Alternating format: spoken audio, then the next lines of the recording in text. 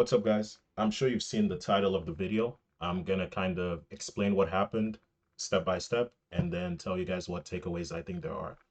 So everything started January the 20th. We had just finished doing stand-up at the client's company. So not Revature, but the company I'm contracted to. And after stand-up, I got a call from a 703 number, which is Revature's zip code. And they told me, the guy on the other end told me like uh he was like, I'm calling to talk to you about your dismissal. And I was like, my dismissal? What do you mean? And he was like, oh, you don't know? Your client's company has informed Revature that your last day is going to be the 31st of this month, which was January. So I was like, what? But at the same time, I was kind of calm because I thought, I'm a Christian. So I thought like this might be an opportunity here. So I got all the details I could from him, and he gave me some tips and some pointers that were helpful about what was most likely to happen after I got let go from the client. And so that was helpful, and I thanked him for his time. And then that day was supposed to be a remote day, so I was working from home, but I drove to the office and I told my managers, and they didn't even know yet at the client company. But I told them like the call I'd gotten from Revature, and they kind of assured me that um not assured me, that's the wrong word, but they told me they were going to try to get me to stay. So that was it. And I asked them for permission to work remotely for like until the 31st so I could try to figure things out. And they gave me that permission. So that was really, really good and helpful of them. And this kind of shows the miscommunication in a large company because for sure I was getting let go, but my direct supervisors hadn't been told that I was being let go yet. And this was true for me and for a bunch of other people in my batch. Um, a lot of people who were with Revature in my batch and were working with me at this client company were let go, like not all at the same time as me, but like within a couple weeks of that call. So after that, I went home. Matter of fact, that day, like I started putting in like 20 applications a day for companies. I have a spreadsheet which I could show you. Like basically, I have the name of the company and like the link and the job title and the date I'm applying for, as well as the status. Like if I get denied, I'll write it down on that spreadsheet. And my goal was to do, first day I said I would do 30 job applications a day, but quickly it got down. So in the end, I was doing like somewhere between, I would say an average of like 10 a day. And I was applying. My thinking here was like, this might be an opportunity for me to be free from the Revature contract and to get another job. And I'm going to talk more about this in a previous video or in an upcoming video. But my goal with becoming a software engineer was to work remotely and to spend more time doing charity work in Nigeria, which is the country I'm from, because for a lot of reasons. But that was my goal, and I thought like being let go might be an opportunity to get closer to that goal. So I was applying to jobs like crazy. And in the meantime, I was still keeping an ear to Cognizant, which is my client company, and also keeping an ear for Revature to see like what would happen. And so, I didn't really get a lot of updates. So nothing really changed. So like when the 31st rolled around, I was let go. But between the 20th and the 31st, I put in a bunch of interviews and I was able to get like a few phone screens. My ratio was like 3% of applications, I would get a call back. And then every time I would get a call back, I would try to impress so much that I could get an interview, like in terms of enthusiasm and in terms of having the skills that were required. My main goal was just to get interviews, as many interviews as possible. So and then I got a couple of interviews, and by this time I had been let go from Revature as well. So in this time period, I got released from Cognizant, and I knew like very shortly I would probably be released from Revature as well. So I was taking those interviews, grinding lead code, going over like Java, Angular, React, Vue, whatever the technologies were for the jobs I was applying for. And then finally I was able to get a job offer, which I've accepted, and I'm planning on um, starting in, I think, a little over a week. But that was kind of the process. First, I was let go by the client company, the company I was contracted to by Revature. And then a couple weeks after that, after that, I went back to Revature, like staging bench, and and then a couple weeks after being on bench, I got a call from Revature, kind of releasing me from the Revature contract, and that's how I was able to then move on to getting another opportunity. So I know a lot of you on this channel are here for like advice and tips about Revature. So the things that I would look at in hindsight, the tips are like, first of all, I would say like, don't, it's not like set in stone, like your contract with the company, you shouldn't look at it as a stable thing. Like even now, if I start this job that I have, I'm not looking at it like I'm gonna be here for a year or like anything is guaranteed. Like I feel like you should always be applying at least like maybe 5 applications a day. You should always be interviewing. Even if you don't take offers, like you shouldn't relax and think like, oh yeah, I have a job, I'm good. Right. I know some of the reasons why I got let go was like the fears of the recession at the beginning of the year and all those tech companies that were having layoffs and stuff like that. So it's a bit of an abnormal situation, but still, I think you should always be applying, always be interviewing. Um, I think that would be the main advice I would say. The other thing I would say is if you are with Revature, if you apply to Revature, you get accepted. There's some people that get to work remotely. A lot of my largest expenses these last months were moving out to the client location, and then after a few months, getting let go from the client location and like moving away from there. So that was another thing. As soon as I got the message that I would be let go, I didn't know how long I would be looking for a job, if it would be a couple weeks or like a month or 2 months or 6 months. So obviously, I didn't want to be in a place where like rent was really high and I might be without a job.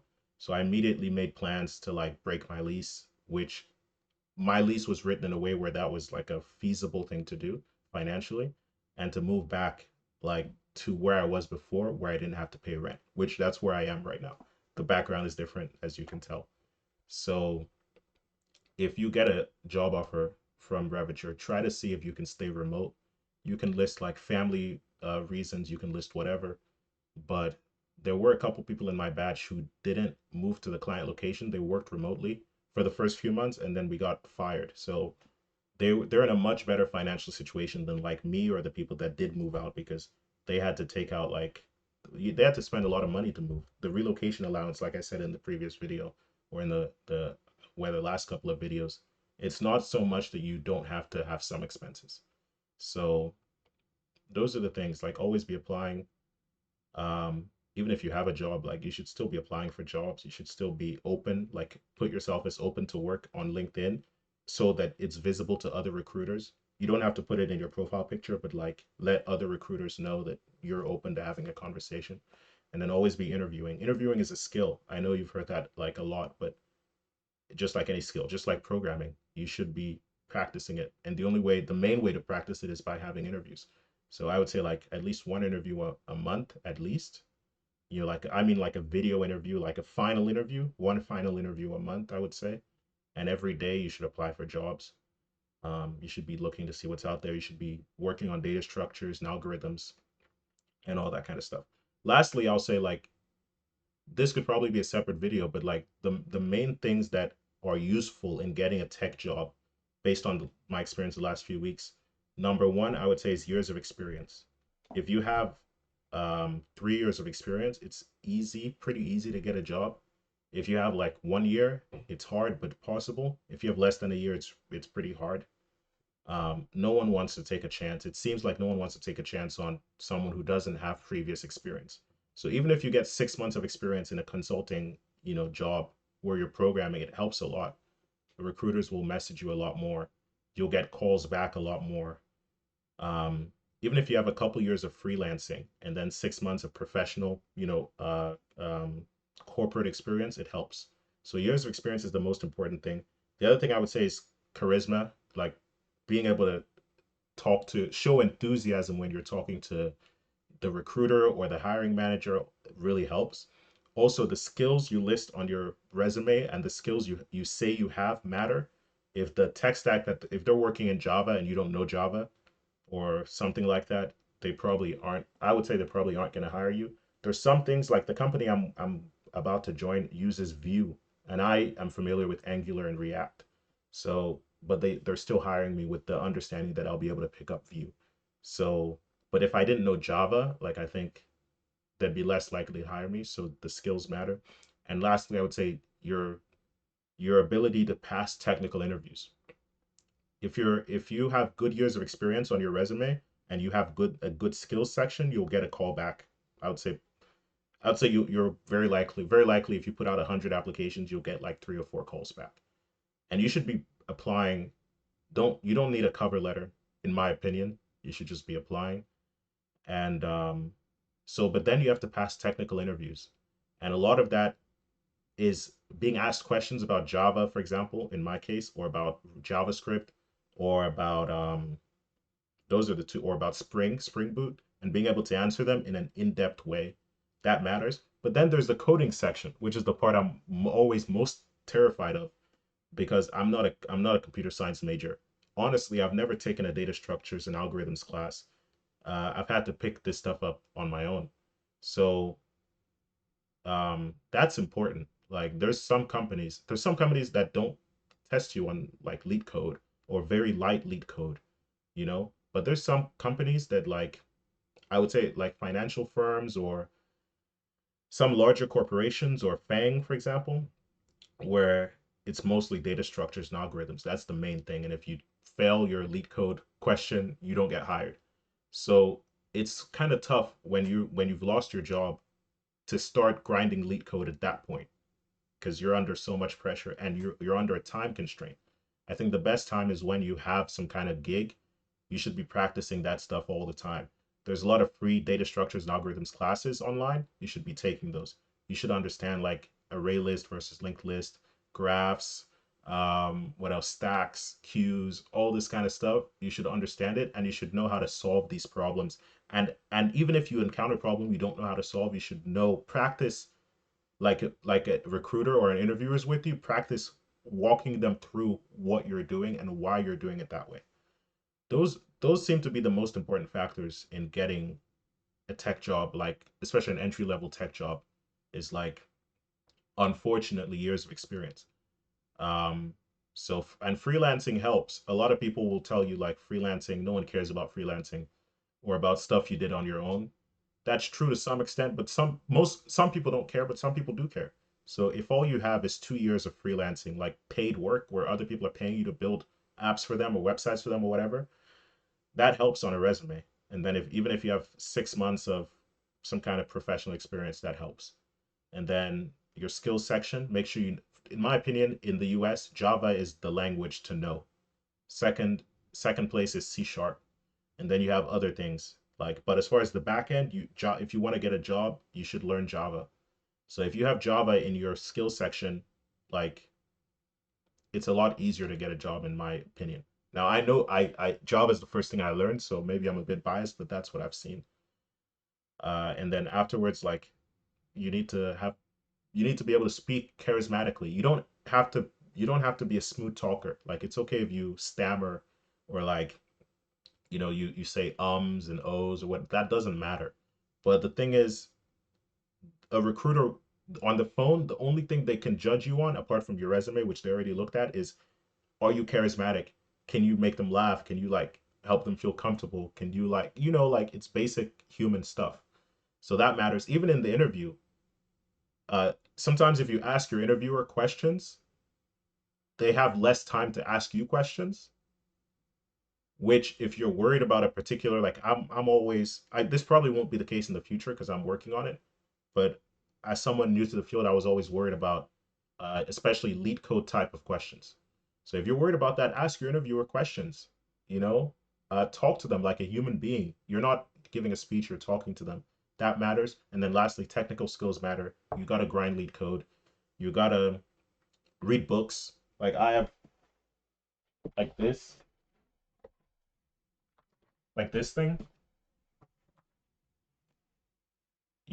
like you gotta, it's not enough to like read articles on the internet.